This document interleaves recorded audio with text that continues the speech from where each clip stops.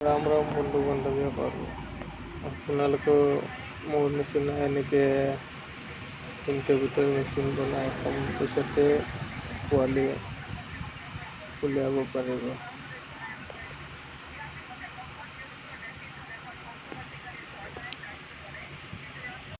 আপোনালোকে পুৰা ভিডিঅ'টো চাই লওক, পিছত গোটেইটো কম নেক্সট ভিডিঅ'ত কেনেকৈ কি ক'ৰ পৰা বস্তু আনিব লাগে, কেনেকৈ ছেটিং কৰিব লাগে চব কৰি দিম। আপোনালোকে লাইক কমেণ্ট কৰিব, আপোনালোকেও নিজে ঘৰতে ডিমৰ পৰা পোৱালি জগাব পাৰিব।